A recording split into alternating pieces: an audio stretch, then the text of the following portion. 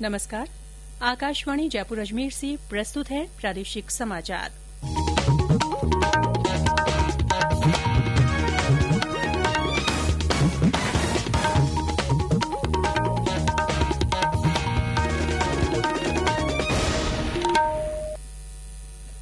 समाचारों के साथ मैं ऋतिका गुप्ता। प्रदेश भर में कोरोना संक्रमितों की संख्या बढ़कर 28,693 हो गई है। हालांकि इनमें से 21,266 रोगी ठीक हो चुके हैं। प्रदेश में अब 6,871 सक्रिय मरीज हैं। आज 193 नए मामले सामने आए हैं। इनमें सबसे ज्यादा 47 मामले धौलपुर में दर्ज किए गए हैं।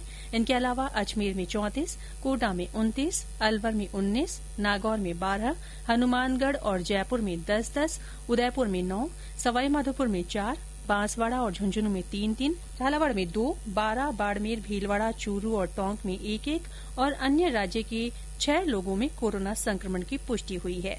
अब तक 556 लोगों की कोरोना से मृत्यु हुई है। प्रदेश में अब तक 12,04,676 सैंपल लिए गए हैं। इनमें से 11,69,662 सैंपल नेगेटिव पाए गए हैं। केंद्रीय स्वास्थ्य मंत्री डॉक्टर हर्षवर्धन ने कहा है कि देश में कोरोना वायरस का टीका विकसित करने की दिशा में मानव पर परीक्षण शुरू हो गए हैं और कोविड-19 के खिलाफ संघर्ष निर्णायक दौर में पहुंच गया है।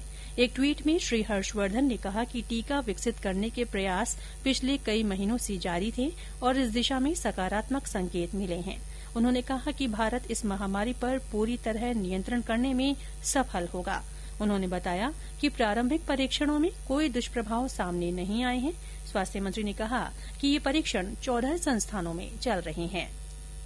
आयकर विभाग करदाताओं की सुविधा के लिए कल से ऑनलाइन स्वैच्छिक आयकर भुगतान अभियान शुरू कर रहा है। केंद्रीय प्रत्यक्ष कर बोर्ड सीबीडीटी ने बताया कि 11 दिन के इस अभियान में उन करदाताओं पर विशेष ध्यान दिया जाएगा जिन्होंने वर्ष 2018-2019 में रिटर्न नहीं भरा या जिनके रिटर्न में विसंगतियां थी।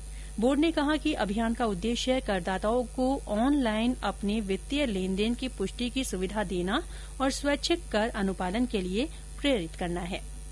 केंद्रीय गृह मंत्री अमित शाह और सूचना एवं प्रसारण मंत्री प्रकाश जावड़ेकर ने आज स्वतंत्रता सेनानी मंगल पांडे को उनकी जयंती पर श्रद्धांजलि दी है।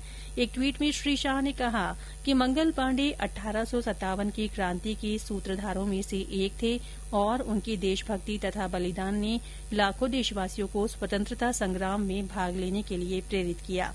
वहीं मुख्यमंत्री अशोक गहलोत ने भी अपने ट्वीट संदेश के जरिए स्वतंत्रता सेनानी मंगल पांडे को श्रद्धांजलि दी है। करौली जिला आज अपनी स्थापना की 24वीं वर्षगांठ मना रहा है। जिले का गठन 19 जुलाई 1997 को हुआ था। हमारे संवाददाता ने बताया कि स्थापना दिवस को लेकर जिले में आज कोरोना को लेकर जारी गाइडलाइन का पालन करते हुए विभिन्न कार्यक्रम आयोजित किए जा रहे हैं।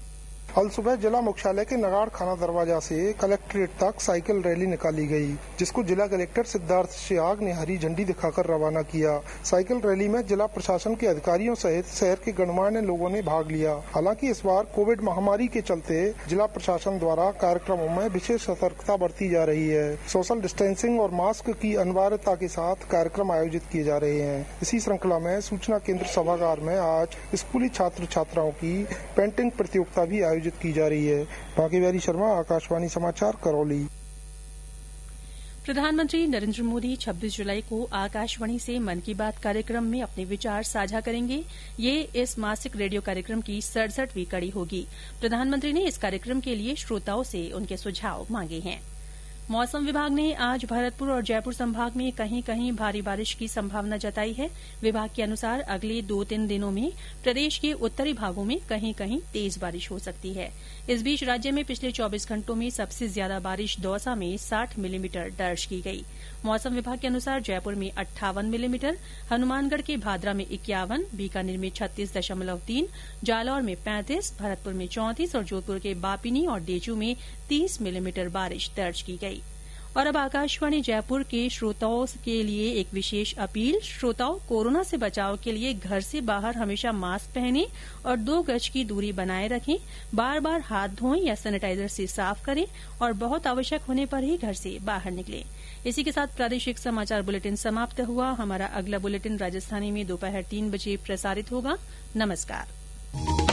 है।